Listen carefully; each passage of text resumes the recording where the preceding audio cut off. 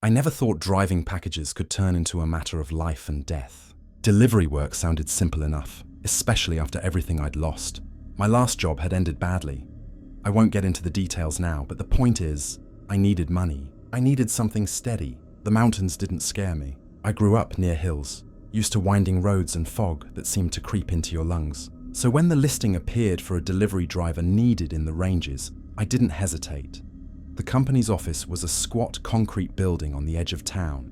No signs, no branding, just tinted windows and a single door. Inside, the air smelled faintly of dust and stale coffee. There were only 2 people in the lobby, a receptionist tapping nervously at a keyboard, and a man in a dark jacket waiting by the counter. He didn't look at me when I walked in. His eyes stayed fixed on the floor, lips moving silently as if repeating something under his breath.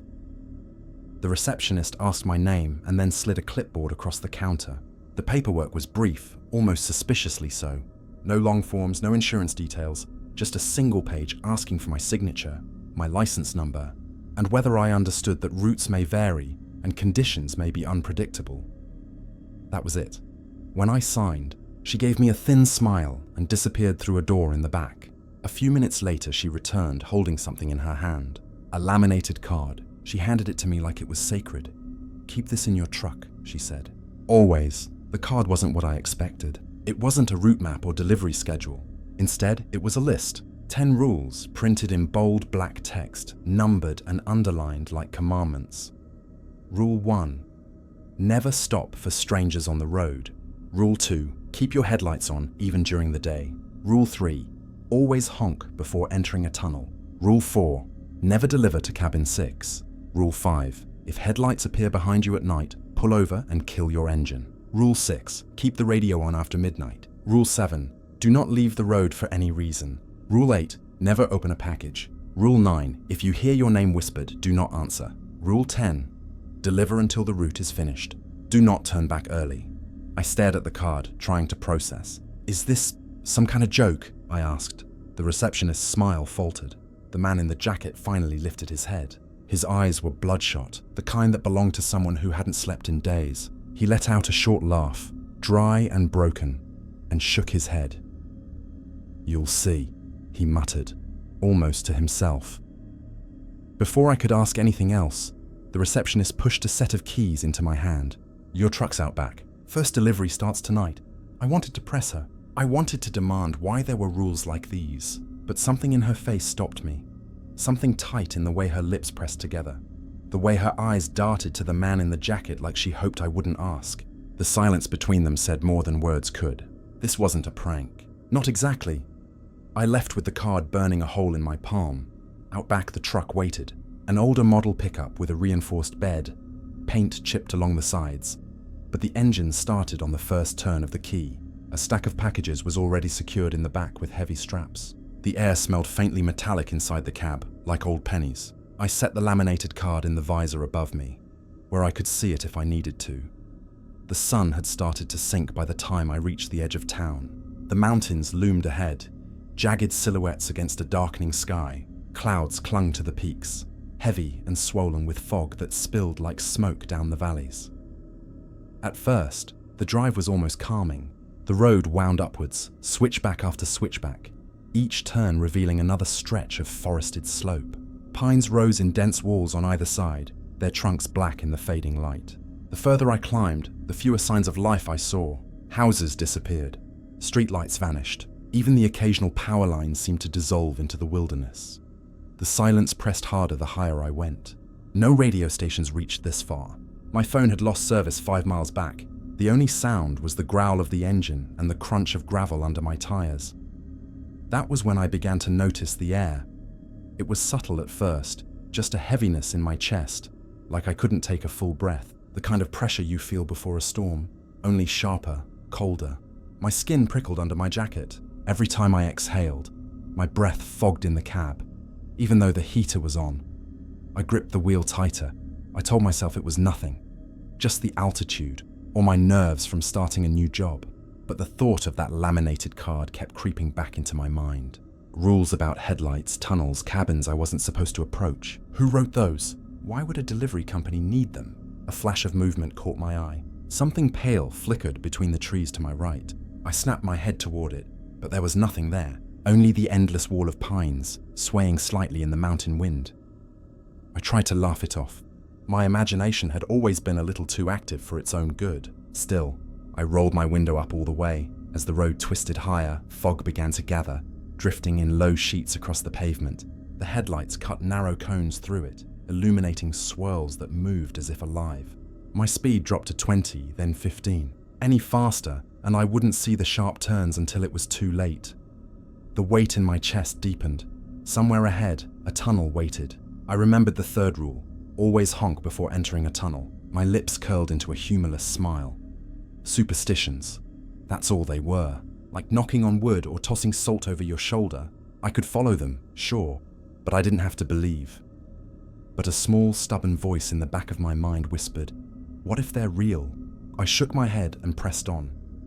The first cabin appeared on the left, tucked into a clearing just off the road. A single light glowed in its window, yellow and warm, almost welcoming. The package on the seat beside me had the cabin's number scrawled across the label. I pulled in slowly, gravel crunching under the tires. For a moment, everything looked normal. Smoke curled from the chimney. A shadow moved inside. I climbed out, package in hand, and walked up to the porch. The door creaked open before I could knock. A woman stood there, middle-aged, bundled in a thick sweater. Her eyes darted to the package, then to my face. She didn't speak. She just reached out, hands trembling slightly. I gave her the box. She nodded once, quickly, and shut the door without a word. The silence that followed was absolute.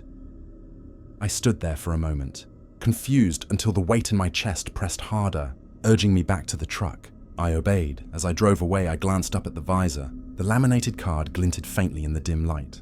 The rules seemed to whisper, each line etched deeper into my mind. Never stop for strangers. Keep the radio on after midnight. Don't deliver to cabin 6. The higher I went, the darker the world became. And though I didn't want to admit it yet, I knew one thing for certain. This was no ordinary job. This was something else. Something I couldn't yet name. And the rules, they weren't optional. They were the only thing keeping me alive. The deeper I drove into the mountains, the more I realized how far I had left everything behind. The last gas station had vanished 30 miles back. The glow of town lights was gone, swallowed by the black wall of trees pressing in on both sides of the road. There were no more signs, no mile markers, not even the faint orange of power lines. Just forest, just stone, just me and the packages strapped down in the bed of the truck. At first, I thought that silence might feel peaceful. I was wrong. It didn't feel like quiet. It felt like listening, as if the mountains themselves were pressing their ear against me, waiting for me to slip, waiting for me to break the rules written on that card. The road narrowed into a winding ribbon, sharp bends curling against cliffs that dropped into nothingness. My headlights stretched forward, showing only a few yards before the darkness swallowed everything else. Each turn felt sharper than the last. Each blind corner a potential plunge into black. Then I started noticing the abandoned things. The first was a rusted sedan, half buried in snow near a tree line. Its windows were smashed, doors open, tires flat. Something about it felt wrong. Not just abandoned, but discarded, like it had been placed there. A warning. I slowed as I passed, trying not to stare. My headlights caught something painted faintly on the driver's side door. It was a handprint, red, faded. I pushed the accelerator. The second was worse. A small cabin, tucked back from the road, its single window glowing faintly with a dull yellow light, but no footprints marred the snow around it. No tire tracks led to the door. I should have felt comfort at the sight of civilization. Instead, my stomach knotted. I drove faster, refusing to look again. Fog thickened the higher I climbed, low clouds draping across the mountain like torn sheets. My headlights cut narrow cones through the mist, illuminating swirls that bent in strange patterns, curling like hands. The laminated card in the visor seemed to pulse with each flicker of fog. That's when I saw it. A figure standing at the tree line. It was there for less than a second. Pale skin, dark clothing, head tilted unnaturally to one side, before it vanished into the trees. My grip on the steering wheel tightened until my knuckles cracked. My chest heaved as if the air had doubled in weight. I wanted to tell myself it was just my imagination, but the laminated card whispered otherwise. Rule 1. Never stop for strangers on the road. My hands shook as I glanced at the visor. I wasn't on the road, not exactly, but the meaning was clear. Strangers were not safe here. I drove on, but my eyes betrayed me. Every time my headlights swept the woods, I caught glimpses of shapes that shouldn't have been there. Tall shadows moving between trees, faces peering from the dark. Once, a cluster of eyes glowed faintly from the underbrush, then vanished when my beams touched them. The silence of the forest wasn't silent anymore. It was thick, heavy, filled with things moving just out of sight. I thought of the receptionist's face when she gave me the rules, that tiny, nervous smile like she was already mourning me, and the man in the jacket whispering to himself, laughing at nothing. I understood him better now. The mountains worked their way into you, bent your thoughts, made you see things. But I was only a few hours into my first route, and already the rules were the only thing tethering me to reason. I came around a sharp bend and slammed the brakes. In front of me, sprawled across the road, was another vehicle, a delivery truck, like mine. Its nose was buried in the snowbank, windshield shattered, packages spilled across the asphalt. I froze. My breath fogged the cab. The headlights still glowed faintly, flickering, dying. Someone had been here. Not long ago, I considered getting out, checking for survivors. My hand hovered near the door handle, but then I remembered the first rule: never stop for strangers. Never stop. I forced my eyes forward, avoiding the cab, but in the moment, my headlights swept across the cracked windshield. I saw something inside. A face. Mouth open wide, eyes bulging, frozen in a silent scream. My stomach lurched. I floored the accelerator, skidding around the wreck. My truck fishtailed, tires screaming against ice, but I corrected and forced myself onward. I didn't look back. The road narrowed even further, hugging the side of a sheer cliff. On the left, only jagged rock face. On the right, nothing but open air. My headlights revealed patches of guardrail, mangled and bent, as though something had slammed through them. Below was only mist, endless and churning. The laminated card in my visor gleamed faintly. Rule 7. Do not leave the road for any reason. I understood now. The road wasn't just a path. It was a line between life and something else. At the next curve, the fog parted enough to reveal another cabin tucked deep among the trees. This one was unlit, its windows shattered, its roof caved in. Packages lay strewn across the porch, ripped open, their contents scattered. I couldn't see what they were from the road. I didn't want to. I drove faster. The weight in my chest grew unbearable. It wasn't just altitude. It was pressure, like the air itself wanted me gone. My lungs strained for every breath. My vision tunneled. The steering wheel felt slick under my palms. Though my hands were dry, I turned a corner and nearly screamed. There, standing in the middle of the road, was a man. He was facing away from me, body rigid, arms hanging stiffly at his sides. My headlights painted his figure in pale light. For one terrible second, I thought he was real. But then his head turned. Not his body, just his head, rotating far too far until his face reflected in my lights. His eyes were hollow sockets, black as tar. His mouth gaped wide, jaw unhinged. I slammed the wheel to the side, swerving past him. Tires skidded. For a moment I thought I'd lose control, but somehow I stayed on the road. When I dared look back in the mirror, the road was empty. The laminated card vibrated faintly in the visor. My blood turned cold. The rules weren't guidance. They were survival. I tried the radio, desperate for noise, but only static answered. A faint whisper crawled beneath it, almost forming words. I snapped it off, my heart pounding. Not yet, not until midnight. That was the rule. I kept driving. The fog closed in again, thicker than ever, blinding in its density. The beams of my headlights bent strangely, scattering in unnatural patterns. It was like the air itself didn't want me to see. Shapes moved in the fog, shadows too tall, too thin, gliding across the road before vanishing into white. The laminated card pulsed faintly, as if alive. And in that moment, I realized something that chilled me deeper than the mountain air. The rules weren't just instructions. They were warnings written by someone who had seen this before. Someone who hadn't made it out. I gripped the wheel tighter and pressed forward, the silence of the mountains pressing into my skull. The road stretched endlessly ahead, devoured by fog, by shadow, by the weight of things I couldn't yet name, and in my gut, I knew this was only the beginning. I pulled over at a scenic overlook to breathe. The road had wound higher and higher until the world below disappeared into nothing but fog and endless dark. My hands ached from clutching the wheel too tightly, and my chest still felt as if something heavy sat on it. I killed the engine and sat there, staring through the windshield at the ocean of cloud blanketing the valley. Pines jutted through the mist like skeletal fingers. The wind howled, rattling the truck slightly. That's when I reached for the visor. The laminated card slid into my hand, its plastic edges cool and slick. I stared at the rules again, as if maybe this time they'd make sense, but they didn't. They only seemed stranger the longer I read them. Never stop for strangers. Keep your headlights on. Honk before tunnels. Never deliver to cabin 6. If headlights appear behind you, pull over and kill your engine. Keep the radio on after midnight. Don't leave the road. Don't open packages. Don't answer if you hear your name. Deliver until the route is finished. 10 rules. 10 commandments etched into my night like scars.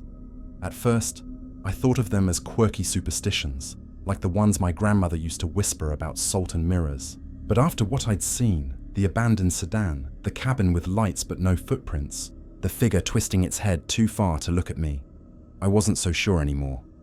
My fingers traced the plastic, lingering over the line about cabin 6. Never deliver to cabin 6. The number burned in my brain. Why 6? Why that one? I tried to imagine some practical reason. Maybe the road collapsed near it. Maybe it was condemned. But the truth was, none of the rules felt practical. They felt ritualistic, as though each one was meant to appease something unseen. The wind shifted, cold and sharp, sliding through the seams of the truck. I shivered. The laminated card seemed heavier in my hand now, as if it carried more than words. I leaned back in the seat, exhaling slowly, and remembered the receptionist's eyes, the nervous laughter, the way she'd glanced at the man in the jacket like she didn't want me to notice, and the man himself, whispering to no one, laughing bitterly when I asked if it was a joke. They knew. They both knew. I set the card on the dashboard, staring at it, daring it to explain itself. My breath fogged in the cab, though the heater was still running low. A thought crept into my mind, unwelcome, but persistent. What happens if I break a rule? I pictured myself ignoring the headlights behind me, refusing to pull over. Would something drag me off the road? Would the figure I'd seen step out of the dark, smiling with that twisted mouth? I swallowed hard. For a fleeting moment, I considered crumpling the card and tossing it into the fog, driving on without it, pretending it didn't exist. But my hand froze halfway. The idea filled me with dread so sharp it bordered on nausea, as if the card itself was alive and offended at the thought. I stuffed it back into the visor. The silence pressed harder around me. That's when I heard it. A sound carried on the wind.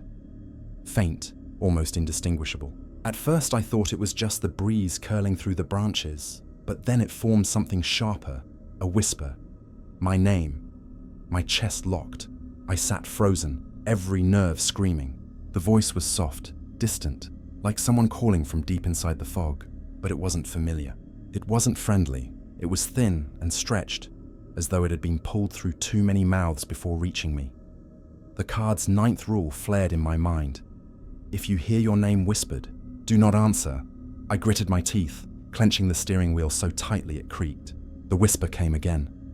Louder, closer. I bit down hard on my tongue, refusing to speak, refusing to breathe too loudly. The whisper stretched into a drawn-out sigh, as though disappointed. Then it faded, swallowed by the wind. I didn't move for a long time. When I finally dared, I turned the key and restarted the engine. The roar of it was a comfort, drowning out the silence. I pulled back onto the road, headlights cutting once again through the fog. The laminated card loomed above me in the visor, and though I hated it, I knew I couldn't ignore it. The rules weren't suggestions, they weren't jokes, they were survival. Every mile deeper into the mountains proved that more and more. As the truck rattled along the narrow curves, I thought of the packages in the back, strapped down tight, stacked in rows, each one labeled with names and addresses I didn't recognize. Who were they for? Why so many cabins hidden in these woods? One box was larger than the others, edges dented, tape stretched tight across the seams. For a moment, I imagined pulling over, slicing it open, peeking inside just to know. But the card's 8th rule seared through me. Never open a package. I gritted my teeth. My curiosity would have to starve. The fog thinned briefly, revealing another stretch of road clinging to the mountainside. I followed it, trying to calm my breathing. Pines bent under the weight of frost, their needles glistening like teeth. The air itself tasted metallic, sharp and unnatural. As I rounded another bend, the road plunged into darkness ahead. A tunnel. I slowed, pulse racing. The third rule, always honk before entering a tunnel. My hands gripped the wheel. It sounded ridiculous, honk before a tunnel like some backwoods superstition. But after the whisper, after the face in the wrecked truck, I wasn't about to test it. I pressed the horn. The sound blared, echoing into the black mouth of stone ahead. The tunnel swallowed it, the echo rolling out like thunder. For a heartbeat, silence followed. Then something answered. It was faint, buried deep inside the tunnel, but I heard it clearly, a low groan, long and rumbling, vibrating through the rock. My stomach dropped. I pressed the horn again, holding it down until the sound cracked in my ears. The groan rose with it, echoing, as if something massive was shifting inside.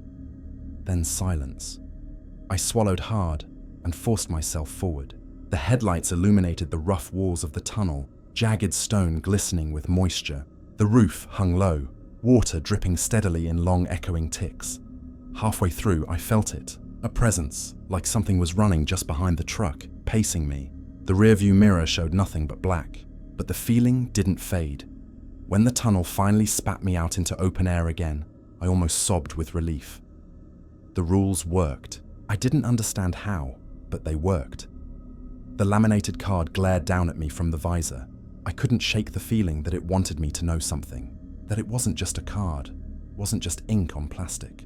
It was a pact, a binding thread tying me to the mountain, and breaking it, breaking even one rule, wouldn't just cost me my job, it would cost me my life. The GPS in my truck wasn't reliable in the mountains, but I hadn't realized how bad it really was until that night. The little digital map froze for a second, then rerouted itself. The blue line twisting away from the paved road and cutting into a narrow path I hadn't noticed before. The road was barely wide enough for the truck, a thin scar of gravel edged with frost. I slowed, tires crunching, headlights sweeping across trees that seemed to close in on me. The laminated card in my visor hung heavy in my vision. The rules didn't say anything about detours. They just told me not to leave the road, and this was still technically a road. I gritted my teeth and pressed on. The deeper I drove, the more unnatural it felt. The pines leaned inward, their branches clawing at the sky like blackened fingers. The fog was thicker here, pressing against the windshield, until I felt like I was sinking into it. The air grew colder, sharp in my lungs. After 10 minutes, I saw it. Cabin 6. I didn't need to read the numbers carved into the post by the driveway. I knew instantly. The card's fourth rule burned in my mind. Never deliver to Cabin 6. The structure squatted at the end of a short dirt track, half hidden by trees. Its windows glowed faintly, pale yellow light spilling across the porch. No smoke rose from the chimney. No footprints dented the snow. My stomach turned. I should have kept driving. I should have reversed and found another path, but the road had narrowed, and something about the cabin pulled at me, dragging me forward even as every instinct screamed to stop. I parked at the edge of the clearing, engine idling. For a moment, I thought maybe the cabin was abandoned, the light just an illusion of fog and reflection. Then I saw it, something sitting on the porch. A package, not one of mine. It was small, wrapped in plain brown paper, tape frayed at the edges, and scrawled across the top in black ink was my name. I froze, breath catching in my throat. My name, my handwriting. The air pressed down, heavier than before. My chest heaved, each breath shallow. I didn't want to leave the truck, but I couldn't stop staring at the package. It was wrong, impossibly wrong. Yet the sight of it rooted me in place. The card's rules thundered in my skull. Never deliver to Cabin 6, but I wasn't delivering. The package was already there, waiting, for me. My hand trembled on the door handle. Against all reason, I pushed it open. The cold slammed into me like a wall, biting into my skin, stealing my breath. Snow crunched under my boots as I stepped into the clearing. The forest around me was silent. Too silent, not even the whisper of wind stirred the branches. I climbed the porch steps slowly, each creak of wood echoing like a scream. The package sat at the center, harmless in its simplicity. Up close, I could see the ink wasn't just black. It shimmered faintly, like it had been written in something wet that had only recently dried. My fingers twitched. I wanted to touch it, to lift it, to confirm it was real. But as I reached out, a sound cut through the silence. Footsteps. Behind me. I spun, heart hammering. The clearing was empty. The fog swirled, thick and pale, curling between the trees like smoke. But the sound had been real. Slow, deliberate crunches of boots in snow just a few feet away. Hello? My voice cracked, thin in the silence. The laminated card's 9th rule slammed into my mind. If you hear your name whispered, do not answer. This wasn't a whisper, not yet, but I felt the same dread coil through me. The footsteps came again, circling, closing in. I staggered back toward the truck, eyes darting through the fog. Shapes shifted between the trees, tall, thin figures melting in and out of sight. One of them lingered long enough for me to see its face. Or what should have been a face. A pale blur, empty. Smooth skin where eyes and mouth should have been. My stomach lurched. I bolted for the truck. The moment I climbed inside and slammed the door, the engine sputtered. For one horrifying second, I thought it wouldn't start. The figures in the fog began to move closer, their faceless heads tilting in eerie unison. I turned the key again. The engine roared to life. I floored the accelerator, tires spitting gravel and snow. The truck fishtailed, then caught traction, surging forward down the narrow road. I didn't dare look back. The fog thinned gradually as I rejoined the main road. My hands shook violently on the wheel, sweat chilling my skin despite the cold. In the rearview mirror, the trees swallowed cabin 6. The faint glow of its windows blinked out like a dying ember. I drove in silence for miles, chest heaving, the laminated card glaring down at me from the visor. Rule 4, never deliver to cabin 6. I hadn't delivered, but I had stopped. I had seen. And worst of all, I had almost touched what was waiting there for me. The thought wouldn't leave my mind. Who left that package? And how did they know my name? The card didn't say what would happen if I broke the rules, but I was starting to understand. They weren't warnings. They were boundaries, drawn to keep things like cabin 6 contained, and I had come too close. The road wound higher still, dragging me deeper into the mountains. My chest never lightened, the pressure growing with every mile. The packages in the back shifted as the truck jolted over a rut. One slid forward slightly, bumping against the others. For a moment, I swore I heard a faint thump, like something inside had moved. I swallowed hard and fixed my eyes on the road. The laminated card in the visor gleamed faintly in the dim light. I couldn't escape it. I couldn't ignore it. Cabin 6 was behind me, but the rules weren't done with me yet, not even close. Back on the road, the truck rattled as if the mountain itself wanted to shake me loose. The fog clung to the windows, sliding in slow coils over the glass. My pulse still hadn't settled from cabin 6, from the glimpse of those faceless things lingering at the tree line. My stomach churned every time I thought about the package with my name on it, waiting on that porch. I tried to convince myself it was behind me now, that I'd followed the rule, mostly. I hadn't delivered there. I hadn't opened the package. I'd driven away. That had to count for something. But the rules weren't forgiving. They didn't explain themselves. They didn't offer second chances, and I could feel it gnawing at me that I had already failed. The laminated card glared at me from the visor, as if watching. I kept my eyes on the road, but every time I blinked, I saw the words burned against the inside of my eyelids. The road narrowed again, a ribbon of cracked asphalt weaving around blind curves. Pines pressed close, leaning in, their shadows stretching across my headlights. The air felt heavier now, crushing, as if the mountain itself was lowering its weight onto my chest. I drove slower, fighting the urge to look behind me. Something inside me already knew what I'd see. At first, the rearview mirror was empty, just the beam of my taillights glowing faintly in the fog. But then a flash of light cut across it. Headlights. Too close. My throat tightened. Rule 5. If headlights appear behind you at night, pull over and kill your engine. I didn't hesitate. My hands were shaking as I guided the truck to the shoulder, tires crunching on loose gravel. The headlights behind me flared brighter, blinding in the mirror. For a second, it looked like another car was right on top of me. But when I squinted, the shape wasn't right. The lights were too high, too wide apart. I killed the engine. The cab plunged into silence. The headlights behind me stopped too.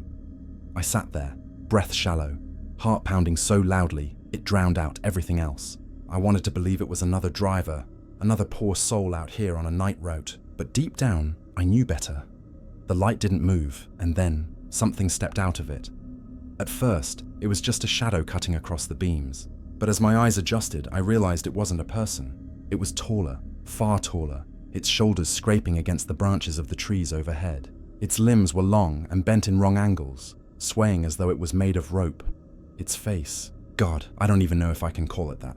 It was smooth, blurred, like wet paper stretched too thin, but where eyes should have been, light bled through, twin circles burning white hot. The thing tilted its head. The lights in its sockets flared, brighter than the beams behind it, and for a moment, I thought the glass of my rearview mirror might crack. I ducked down in my seat, clutching the wheel with white knuckles, forcing myself not to move, not to breathe. The headlights hummed. The sound vibrated in my bones. A low thrumming that wasn't mechanical, wasn't natural. It was alive. Minutes passed. Or maybe it was only seconds. Time bent in that silence, stretched until my sanity strained at the edges. Then, as suddenly as they had appeared, the lights winked out. I lifted my head slowly. The road behind me was empty. No headlights, no figure. Nothing but fog. My chest collapsed with a shuddering breath. My hands shook violently, slick with sweat despite the cold. I turned the key with trembling fingers. The engine sputtered, caught, roared back to life. I didn't want to stay there a second longer. I pulled back onto the road, accelerating too fast, tires spinning on ice before gripping again. My eyes flicked to the mirror every few seconds, but it remained dark. Still, I couldn't shake the feeling that it had seen me, that even though I'd followed the rule, even though I'd pulled over and killed the engine, something had marked me. The laminated card vibrated faintly in the visor. I swore I heard a faint hum, like a voice whispering just beyond hearing. I drove on, deeper into the mountain, headlights carving narrow tunnels through the fog. The forest grew stranger the further I went, trees bent in odd angles, their trunks too thin, too pale, as if they'd been drained of color. Sometimes they looked more like bones than wood. My chest ached, each breath heavy, weighted. It felt like the mountain was filling me, pressing me hollow so it could climb inside. I tightened my grip on the wheel, whispering to myself, just to hear my own voice. "Keep driving. Just keep driving," the radio hissed suddenly, static crackling through the silence. I jumped, almost swerving into the ditch. Midnight was still hours away. Rule 6 said to keep it on after midnight, not before. But the knob twisted on its own, volume rising. Through the static, I thought I heard my name. I slammed it off, my heart jackhammering in my chest. Not yet, not yet. The road stretched on, endless, looping. I passed the same twisted pine 3 times. Its trunk bent in half, but still alive, branches clawing upward. I knew it was the same tree because of the scars carved deep into its bark.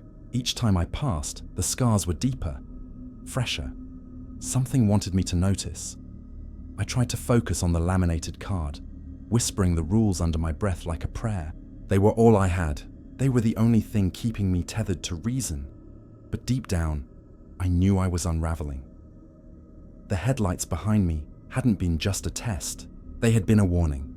The mountain wasn't just watching me, it was following. The dashboard clock ticked toward midnight. 11:56, 11:57. Each minute felt longer than the last. The road twisted endlessly upward, dragging me deeper into fog and silence. My eyes stung from staring at the headlights cutting narrow beams through the dark. I hadn't seen another car since the thing in the rear view, but I couldn't shake the sense that something still paced me. Just beyond the glow of the truck's lights, the laminated card's 6th rule pulsed in my mind. Keep the radio on after midnight. I didn't want to. I didn't even want to touch it. Ever since it hissed earlier, ever since I swore I heard my name in the static, I'd kept it off. But the rules weren't suggestions. I'd already tested them too closely with cabin 6. I couldn't afford to ignore another. 1:59. I pulled over just shy of a narrow bridge. The river below roared faintly, hidden by fog. My hands hovered over the radio dial, slick with sweat. I waited, staring at the glowing clock. The instant the digits clicked over, I twisted the knob. Static exploded, sharp and violent, filling the cab. I winced, lowering the volume. The sound was constant, endless. For a moment, I thought that was all it would be. White noise, filling the silence so the mountain couldn't. Then, at 12:01, a voice broke through. At first, it was faint, a whisper buried under the static. Then it grew clearer, sharper, though the tone was wrong, too flat, too hollow. It said my name. I froze. The card's 9th rule screamed in my head. If you hear your name whispered, do not answer. I didn't. I sat in silence, heart hammering, breath shallow. The voice spoke again. This time, not my name, but words. Left at the fork. Do not stop at the bridge, I swallowed hard. My hand shook on the wheel. I looked up. Ahead of me, the bridge stretched into the fog, wooden planks slick with frost. Guardrails bowed and broken in places.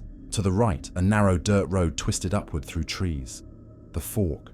The laminated card had said nothing about forks, nothing about bridges, and yet the voice was certain, commanding. I didn't want to listen. I didn't want to believe, but something deep inside me knew that the rules weren't the only guidance out here. The voice, whatever it was, wanted me alive, at least for now. I turned the wheel and took the fork.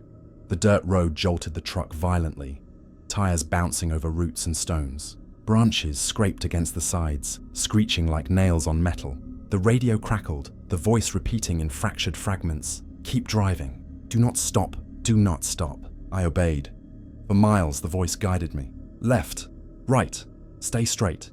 Each command came just before a bend in the road, as if it knew what was ahead. My chest ached with every breath, but I clung to its directions like a lifeline. Then the voice changed. It grew deeper, slower. Do not look in the mirror. My blood froze. I hadn't thought about the rear view in the last hour, but the moment the words were spoken, I felt it. The urge to look, the sense that something was back there again, something waiting for me to confirm its presence. My fingers twitched. My eyes strained upward. No, I whispered to myself. No, the voice repeated louder this time. Do not look in the mirror. I gritted my teeth, keeping my gaze fixed on the road. My knuckles were white on the wheel, sweat dripping down my temples. Every nerve screamed to check, to see what was following me, but I didn't. And slowly, the pressure in my chest eased. The voice crackled with static, softening again. Good, good. My throat was dry. My lips cracked. I didn't know whether to be relieved or horrified. The road widened briefly, spitting me out into a clearing. A cabin sat at the far edge, lights flickering inside. My heart leapt. The next delivery. The package on the seat beside me bore the number. The voice whispered through the static, softer now. Deliver quickly. Do not linger. I pulled into the clearing, headlights sweeping across the porch. My stomach knotted as I picked up the package, my fingers brushing tape that felt too warm, too alive. The door opened before I could knock. A man stood there, tall and gaunt, his face pale, eyes too wide. He smiled too much, his teeth sharp in the glow. His hands trembled as he reached for the package. I gave it to him without a word. He whispered something, words I didn't understand, guttural and harsh, and shut the door. I bolted back to the truck, slamming the door, chest heaving. The radio hissed again, the voice murmuring, "Drive now, do not wait." I obeyed, flooring the accelerator, gravel spitting under the tires as the cabin vanished in the rear view. The voice fell silent after that. The static hummed, but no more words came. I drove for hours, alone with the hiss of the radio and the pounding of my own heart. Every time the static dipped, I flinched, waiting for another command, another warning, but nothing came. The laminated card glinted faintly in the visor, rules etched deeper than ever, and I realized something that chilled me more than the fog, more than the faceless thing in the rear view. The rules weren't the only voice guiding me. The mountain had more than one mouth, and I was listening to all of them.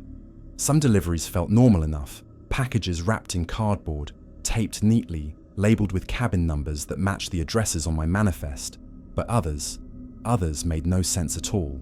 The first one was small, no bigger than a shoebox, but when I picked it up from the passenger seat, I felt it pulse faintly against my palm. Not like a vibration, not like machinery inside. No, this was softer, wetter, like a heartbeat. I nearly dropped it. My chest tightened. my pulse racing to match the rhythm of that box. The laminated card's 8th rule slammed into my mind. Never open a package. I clutched it tighter and forced myself to breathe. It was only a delivery, just cardboard and tape. That's what I told myself as I drove to the next cabin. The house was small, slouched against the trees like it wanted to disappear. A single lantern glowed faintly in the window. When I climbed the steps, the door opened before I could knock. A woman stood there. Her hair was white, though her face looked young. Too young. As if the years had skipped her body and landed only in her eyes. She didn't speak. She only reached out with trembling hands. I placed the package in her grasp. For a moment, her fingers brushed mine. They were cold. Not cold like winter air. Colder. Empty. She clutched the box to her chest, her eyes closing, her lips curling into a smile too wide for her face. Then she shut the door. The sound echoed like a gunshot in the stillness. I staggered back to the truck, my heart still racing from the phantom heartbeat that seemed to follow me even after I left. The second package was worse. It was heavy, far heavier than its size should allow. I strained just to lift it, my arms trembling, my muscles screaming. Frost coated the edges of the cardboard, shimmering in the headlights. When I brushed my fingers against it, the cold burned, biting deep into my skin. The delivery address took me to a cabin deeper in the forest, its roof sagging under the weight of snow. No lights burned inside. No smoke rose from the chimney. For a long moment, I sat in the cab, staring. The laminated card glared down at me, as if daring me to disobey. Finally, I forced myself out into the cold, dragging the package across the porch. My breath puffed in thick clouds as I pounded on the door. No one answered. The silence pressed in, heavier with each second.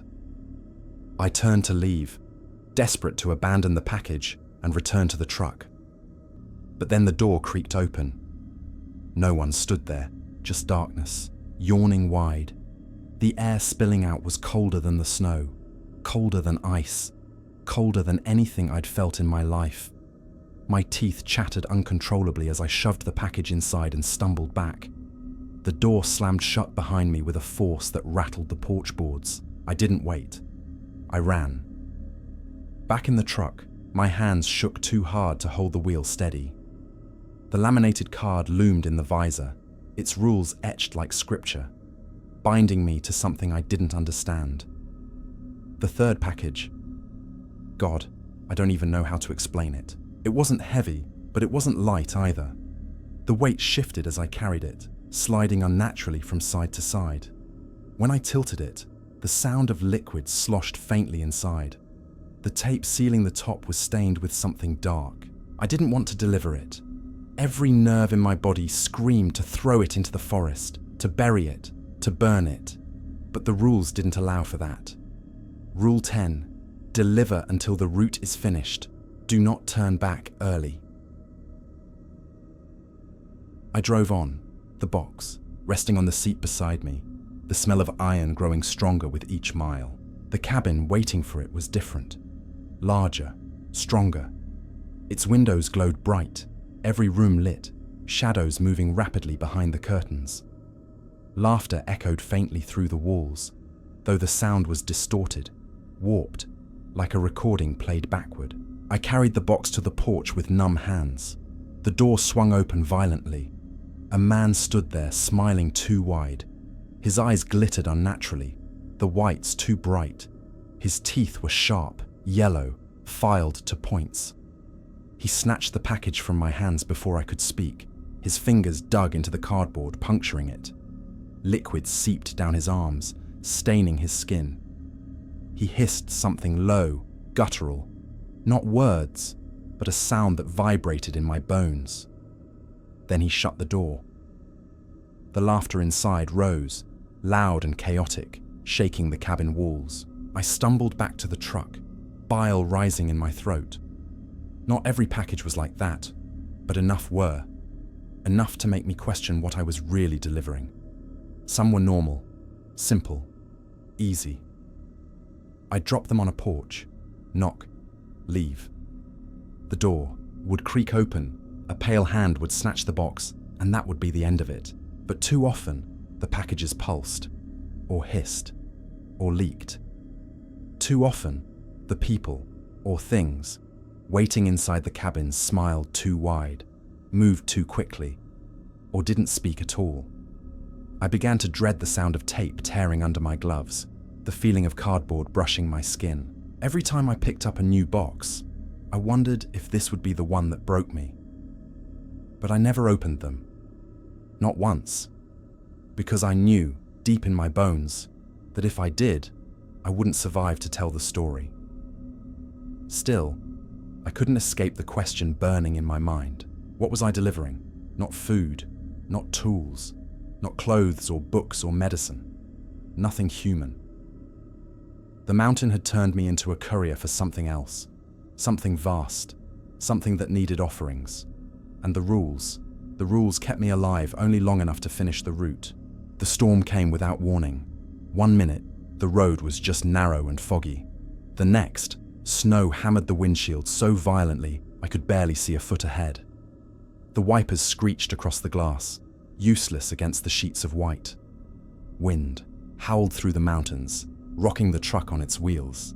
I slowed to a crawl, headlights carving weak tunnels through the blizzard.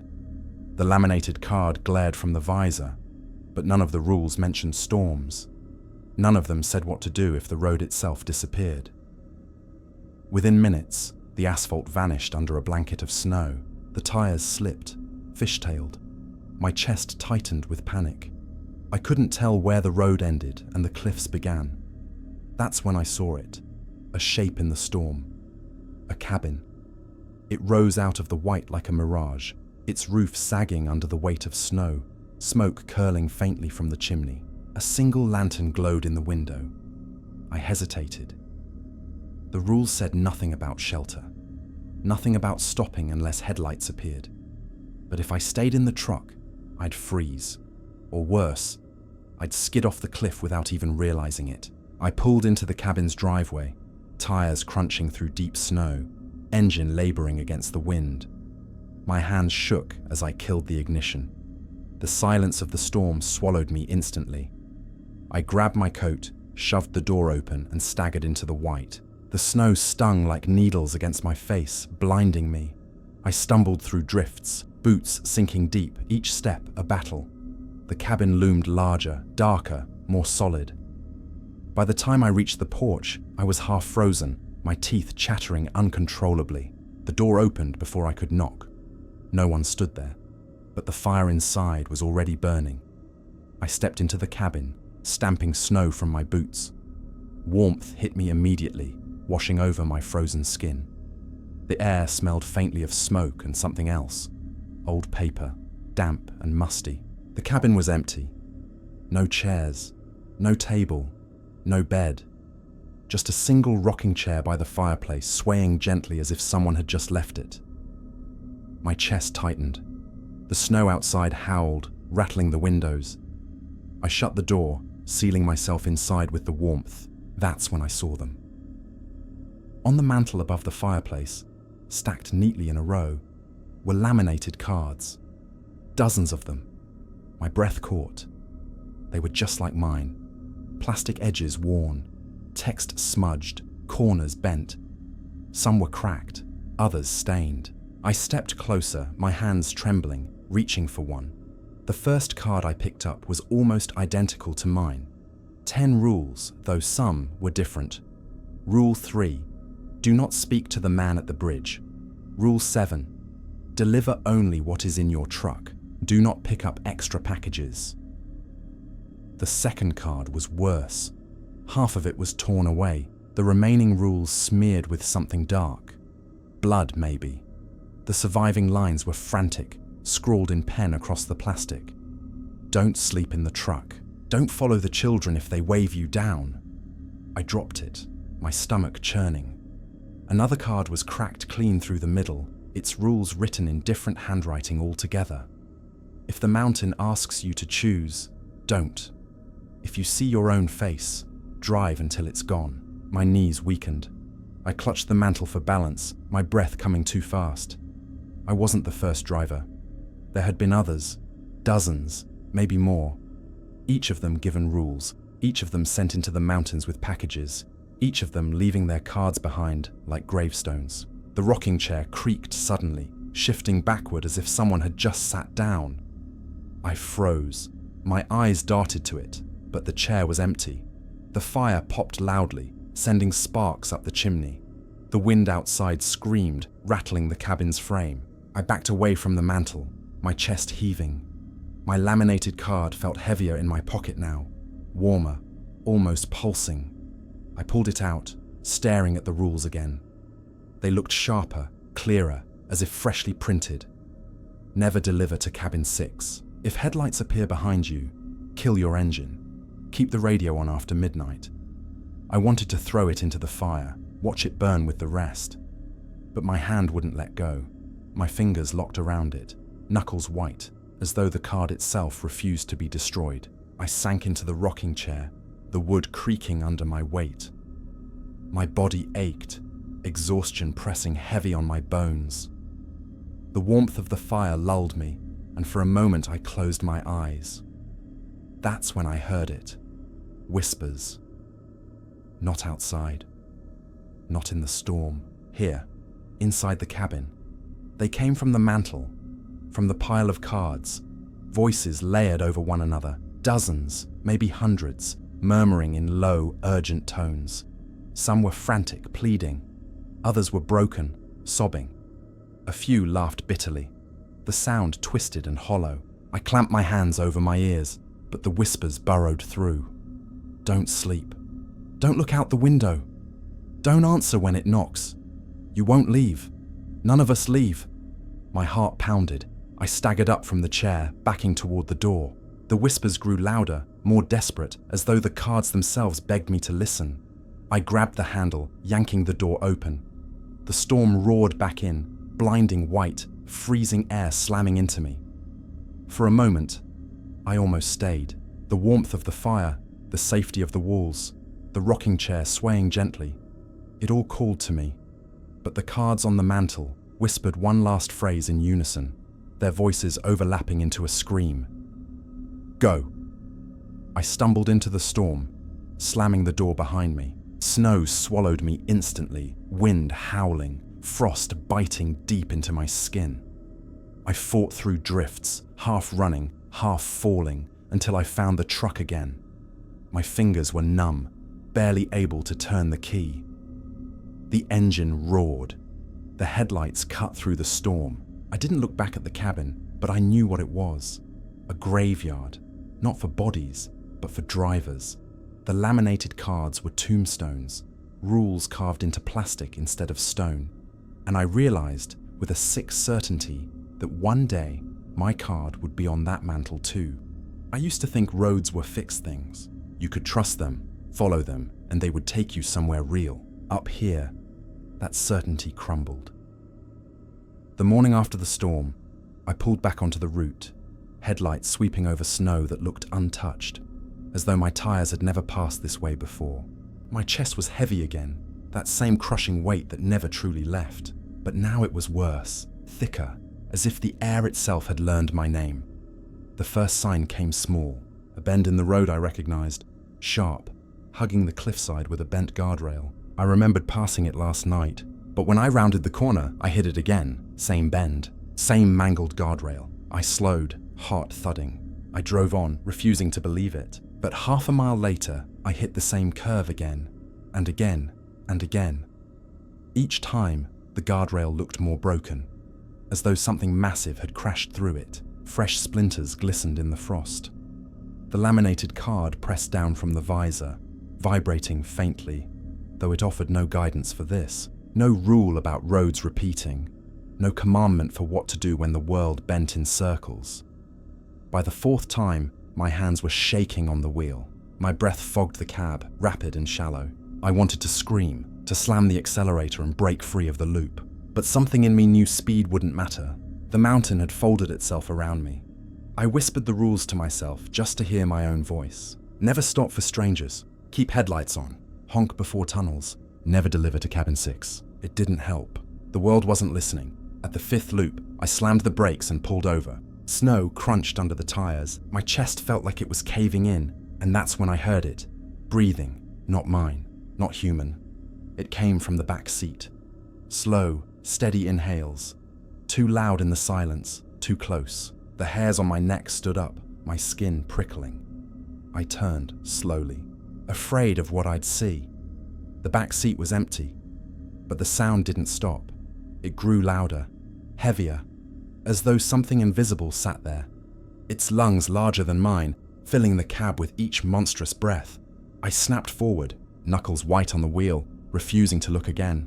The laminated card's 8th rule whispered in my mind. Never open a package. My eyes flicked to the rearview mirror. For a second, I saw nothing. Then the reflection shimmered. Shapes moved in the back seat, distorted, faint, like shadows rippling underwater. Faces pressed against the glass of the mirror, mouths opening in silent screams. I tore my gaze away, heart hammering. When I looked forward again, the loop had broken. The road ahead was different, stretching straight into fog, no bend, no cliff, no broken guardrail. I didn't question it. I pressed the accelerator and drove on, desperate to escape the nightmare folding in on itself. But the break in reality wasn't done with me. The forest changed. Pines twisted in impossible angles, their trunks bent into spirals, branches reaching down instead of up. Some trees grew from the sky itself, their roots dangling like veins, swaying above the road. My headlights caught glimpses of shapes moving among them, too tall, too thin, their limbs bending backward as they walked. I gripped the wheel so tightly my fingers went numb. The air buzzed faintly, like electricity. My skin crawled. Then I saw it. My own truck. Parked on the side of the road, engine idling, headlights glowing weakly through the fog. The bed was full of packages, identical to mine.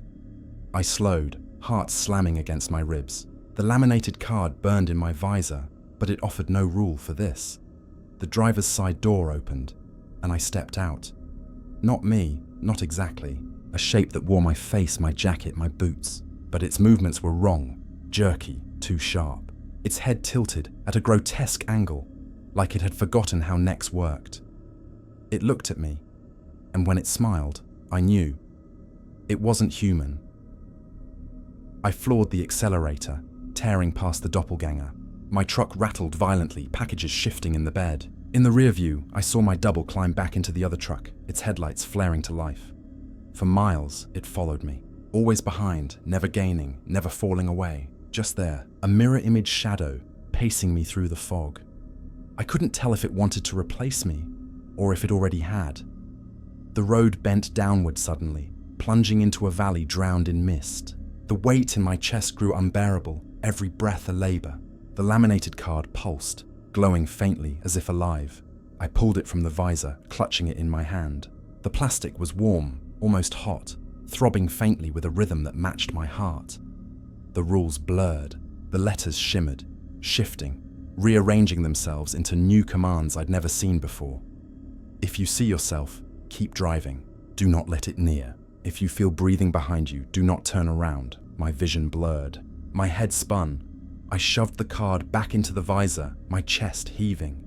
The road stretched endlessly into fog, twisting, unraveling. The world itself was breaking, reshaping around me, and deep down, I understood. The rules weren't keeping me alive. They were keeping reality alive. Without them, the mountain unraveled, and I was caught in its collapse. Exhaustion was my enemy long before the mountain was. By the time I hit the next stretch of road, my eyes felt like sandpaper, my hands trembling on the wheel. The packages in the back rattled with every bump, each sound like a reminder that I couldn't stop, couldn't rest, couldn't sleep. The laminated card hung from the visor, glowing faintly in the dim light of the dash. My eyes kept flicking up to the first rule, the simplest one, the one I thought would be the easiest to follow. Never stop for strangers on the road. I told myself I wouldn't. I told myself nothing could make me, but exhaustion has a way of breaking promises. The road dipped into a valley, fog spilling over the asphalt in thick waves. My headlights cut narrow tunnels through the white, but every shape seemed to move, every shadow seemed to breathe. My chest was heavy again, each inhale a burden, each exhale fogging the glass. That's when I saw him. A figure at the side of the road, waving frantically. At first, I thought it was just another trick of the mountain, another faceless shape waiting to lure me off the rules. But the man looked normal, too normal. A heavy jacket, a wool hat, boots caked with snow. He stumbled as he waved, his other arm hanging limp at his side. His face was pale, twisted in desperation. I slowed, my brain screamed at me not to. The laminated card burned in my visor, its words seared into my mind, but my body moved without thinking. My foot eased off the accelerator, my hands turned the wheel, and before I knew it, the truck was pulling over. The man staggered into the headlights, raising his good arm, mouth opening to shout. His voice was muffled by the storm, but I caught fragments. Help, please, car. I wanted to drive on. I wanted to slam the accelerator and leave him in the dark, but my chest ached at the sight of him, my guilt heavier than the mountain's pressure. I rolled the window down an inch. What happened? I croaked. The man staggered closer. His face was pale, gaunt, lips cracked from the cold, but his eyes, God, his eyes, they glowed, not bright, not like headlights, but faint, unnatural, a pale shimmer, like something alive moved behind them. My throat closed. The laminated card's words screamed in my head. Never stop for strangers. I slammed the window shut, fumbling for the gear shift, but the man was faster. He lunged at the door, his hand slapping against the glass with a sound like wet meat. His nails scraped across it, long, too long, dragging lines through the frost. His mouth opened, wider than it should, jaw unhinging, teeth stretching back farther than humanly possible. He shrieked. The sound tore through me, sharp and piercing, like metal screaming against metal. I jammed the truck into drive and floored the accelerator. The tires spun, spitting snow before catching and lurching forward. The man clung to the door, his nails carving grooves into the metal. His face smashed against the glass, mouth opening wider, wider, until it was nothing but a gaping void.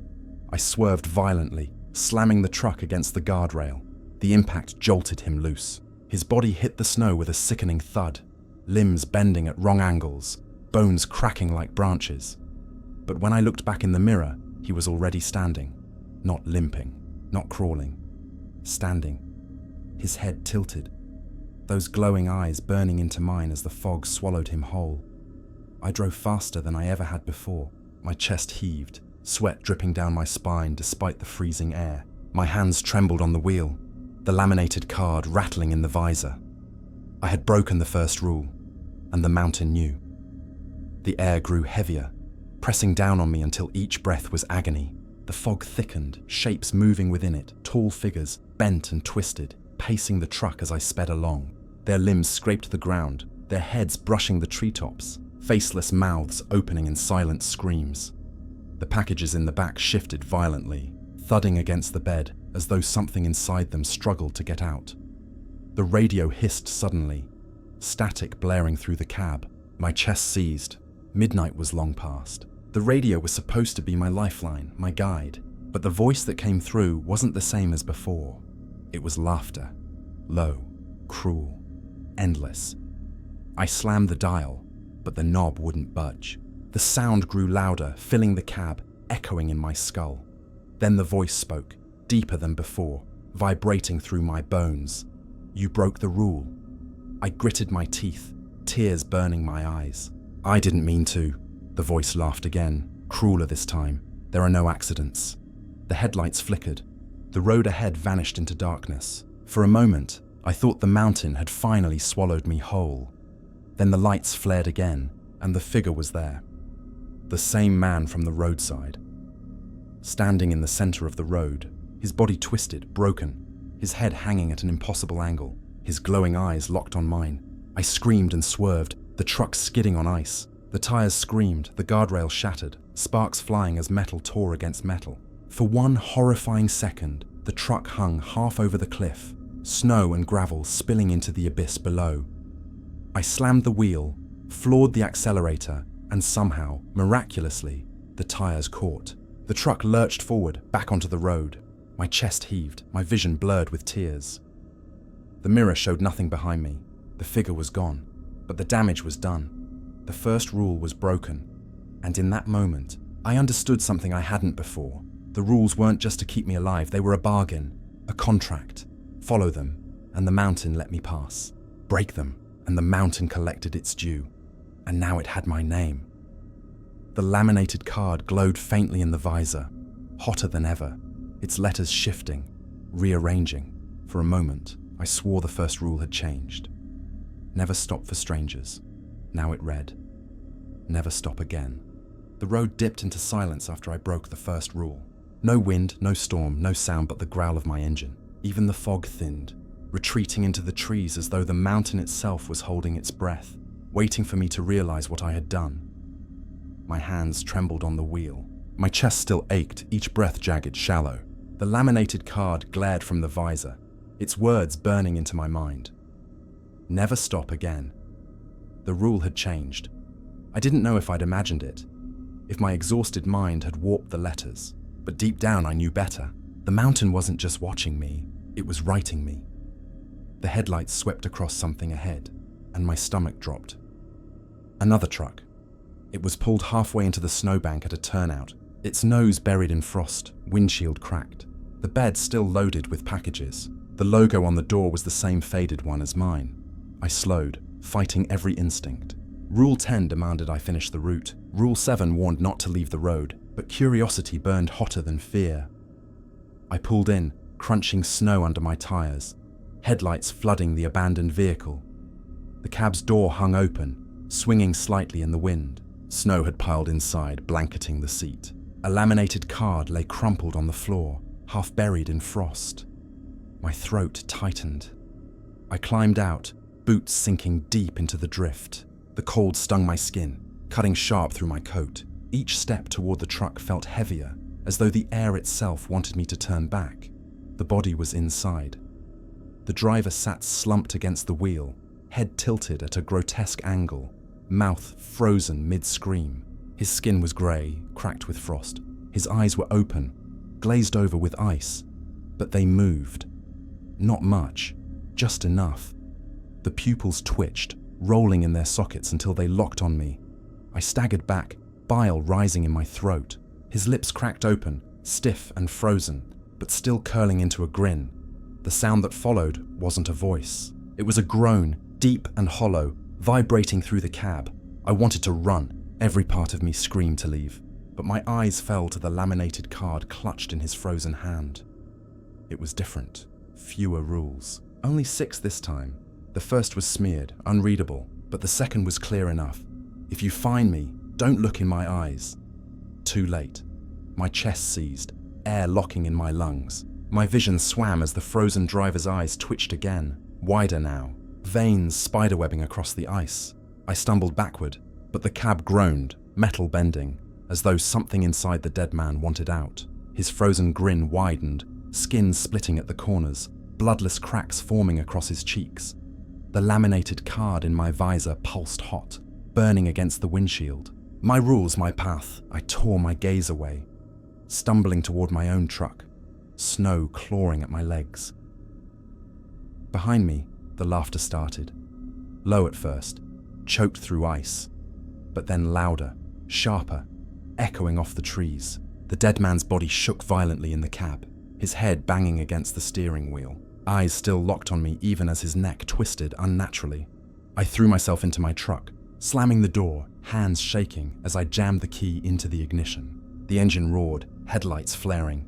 In the mirror, the other driver's truck stood silent. The laughter had stopped. The body was still again, but his eyes still moved, still watching. I floored the accelerator, snow spraying behind me as I tore back onto the road. My hands gripped the wheel so tightly I thought my bones might crack. The laminated card rattled in the visor, glowing faintly. Its rules hadn't changed this time, but I could feel them pressing harder into me, carving themselves deeper into my mind. I knew then what the cards were. Not warnings, not instructions, confessions. Each driver before me had left theirs behind, etched in plastic, their last desperate attempt to explain how to survive. But none of them had made it out. Their rules stayed, their bodies stayed, their laughter stayed, and one day, Mine would too. The road stretched endlessly ahead, but I no longer believed it led anywhere. The mountain didn't want me to finish the route. It wanted me to join the others. The mountain didn't feel like rock and trees anymore. It felt alive. The deeper I drove, the stronger that awareness became. The road wasn't just pavement. It was a vein, pulsing faintly under my tires. The fog wasn't just mist. It was breath, exhaled from something vast and unseen.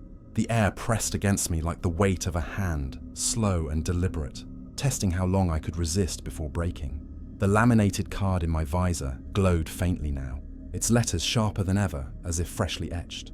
I kept glancing at it, half afraid it would sprout new rules in front of my eyes.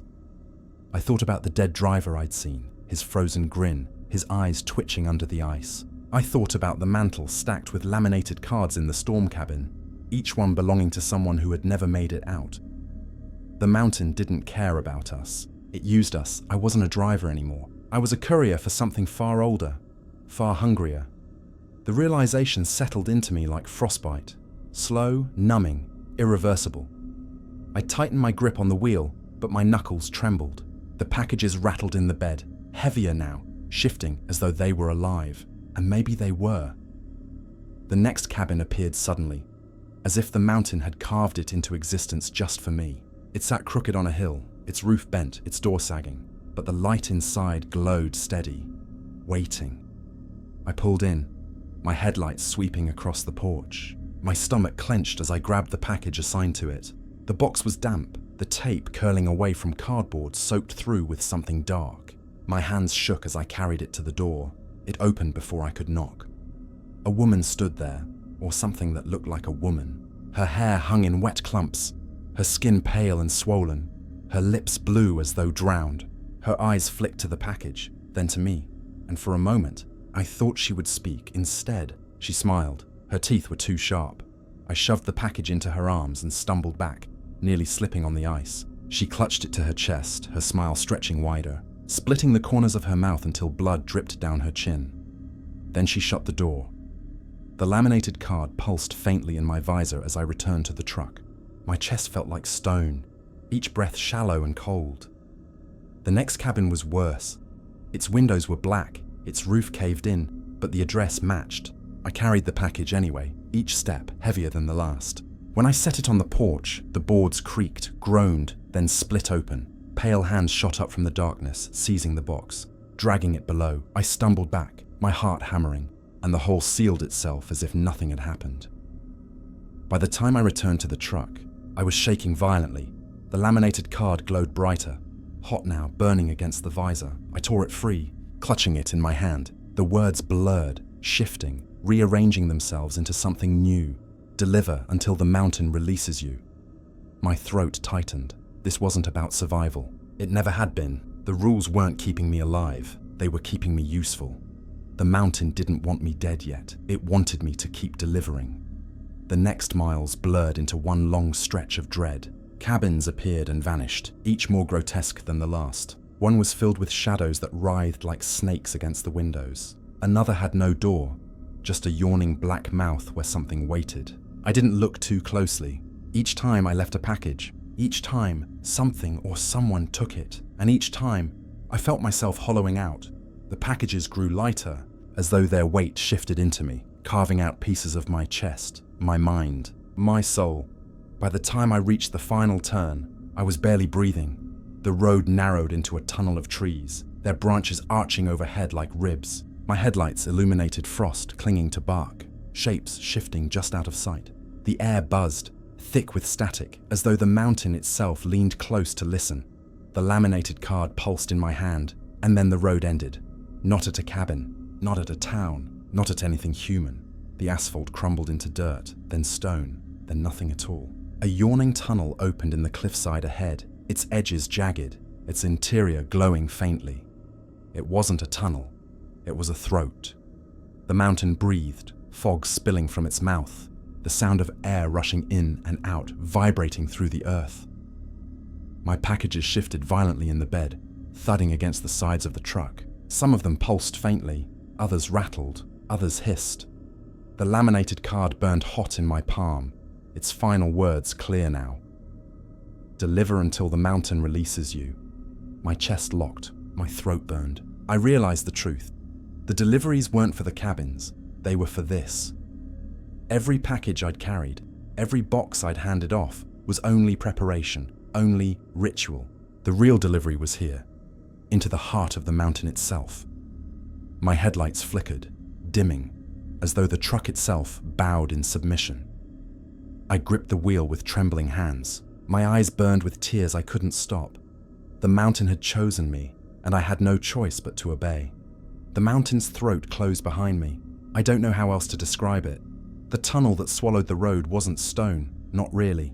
It felt alive, the walls slick with condensation that gleamed like saliva, the air hot and wet, pulsing with each breath of the earth.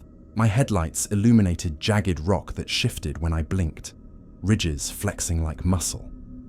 The packages rattled violently in the truck bed as though they knew where we were headed.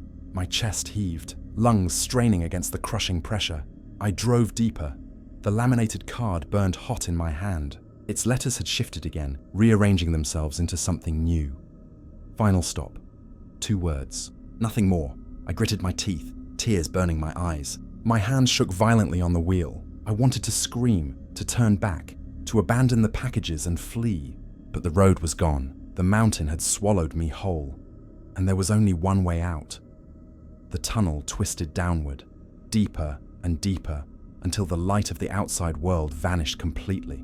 My headlights flickered weakly, the darkness pressing harder against the cab. Then I saw it. A mailbox, nailed crookedly to a dead tree that jutted from the tunnel wall, its bark black and rotting. My truck rolled to a stop, engine rumbling. My breath caught in my throat as I read the name scrawled across the mailbox. Mine, my name. Not just my first name, my full name, handwritten in ink that shimmered faintly, as though still wet. My hands went numb on the wheel. My stomach twisted, bile rising in my throat. The laminated card pulsed violently, glowing in the dark. My eyes locked on the packages in the bed. One of them was larger than the rest, its cardboard warped, tape stretched to bursting. I knew. That was the final delivery, and it was for me. I stumbled out of the cab, knees weak, boots crunching on damp stone. The air tasted metallic, thick, sharp, like blood. The mailbox loomed ahead, its door hanging open. I dragged the package from the bed, my arms trembling with effort. It was heavier than before, impossibly heavy, as though it carried not just weight but meaning. My chest screamed with every breath, my vision tunneling. When I reached the mailbox, I froze. What would happen if I opened it? The rules had been clear from the start. Never open a package. But this one wasn't like the others. It was addressed to me. It was mine. And if I didn't open it, the mountain would never let me leave. I set the box on the ground, my fingers trembling against the tape. The cardboard was damp, pulsing faintly, as though it contained something alive. The laminated card hissed in my pocket, vibrating against my chest. I pulled it out, desperate for guidance. But the rules were gone. Every line had dissolved into blank plastic. Only 2 words remained, scrawled in fresh ink. Open it. My throat closed. Tears blurred my vision. I shook my head violently, clutching the box, whispering to myself. No, no, I can't. But the mountain didn't care. The ground trembled beneath me, the tunnel walls contracting, flexing, squeezing tighter. The air grew hotter, burning in my lungs. I tore the tape. The sound echoed like a scream, rattling through the tunnel. The box split open, and inside was nothing. Empty cardboard. I stared, my chest heaving, my vision swimming. My knees buckled, dropping me to the ground. My name shimmered faintly in the bottom of the box, ink scrawled across the cardboard. That was it. That was all. My name, written in the same hand as the mailbox. I didn't understand. I still don't. But the moment my eyes locked on those letters, the mountain roared. The tunnel shook violently, dust raining from the ceiling. The walls pulsed, contracting, squeezing. My chest felt like it was caving in, my heart pounding so hard it hurt. The laminated card dissolved in my hand, melting into black ash that burned my skin before vanishing into the air. And then the headlights of my truck died.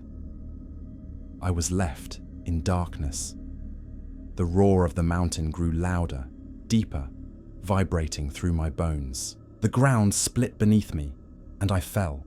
Into blackness, into silence, into nothing at all. When I opened my eyes, I was back in the cab. The engine rumbled softly. The road stretched ahead, the fog rolling in gentle waves. The laminated card sat in the visor again, pristine, unburned, its rules sharp and clear as though none of it had happened. For a moment, I thought it had all been a dream until I looked in the mirror. The back seat wasn't empty. A package sat there, small, ordinary, wrapped in plain cardboard and scrawled across the top in shimmering ink. My name. I'm parked at the same overlook where all of this began. The valley below is smothered in fog, a white ocean that never shifts, never clears. Pines jut through the mist like spears, black and silent. The world looks the same as it did on my first night, but I know better now. I know the mountain isn't a place, it's a hunger, and I am only one of the countless who have fed it. The laminated card is gone, burned. Or maybe it burned itself, I don't know. All I have left is memory, and the memory is worse than any fire. The rules are carved into me now, deeper than bone, etched into the marrow. I can't forget them. Even if I try, they echo inside my skull like whispers. Never stop for strangers. Keep the radio on after midnight. Deliver until the mountain releases you. I broke one. I know. And I don't think I was forgiven. I can still feel him. The man on the roadside, his eyes glowing faintly, his mouth stretching wider and wider until it split his face apart. I hear his scream when I close my eyes. I hear it in the silence. Sometimes I think I'll hear it forever. The packages are gone too. Every last one. Delivered. Taken. Consumed by whatever dwells in these cabins. These shadows. These throats in the earth. But one box remains. It's sitting on the passenger seat beside me right now. It's addressed to me. I haven't opened it. I won't. The last one I opened was empty.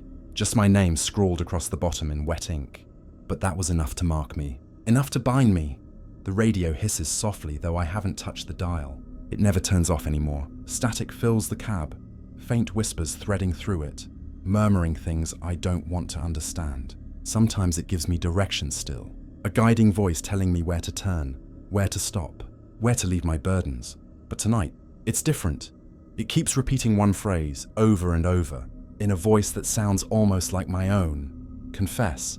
Maybe that's why I'm speaking now. Maybe that's why I'm telling this story, because the mountain demands more than blood and packages. It demands memory. It demands legacy.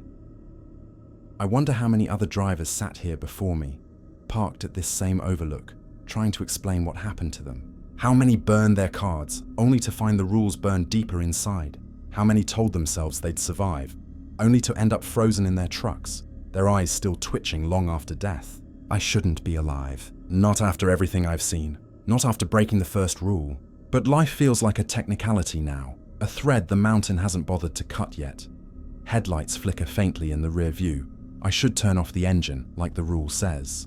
I should sit in silence, wait for the faceless thing to step out of the beams, tilt its head, and stare at me until the world collapses. But I won't. Not this time, because I know now the rules weren't written to save me.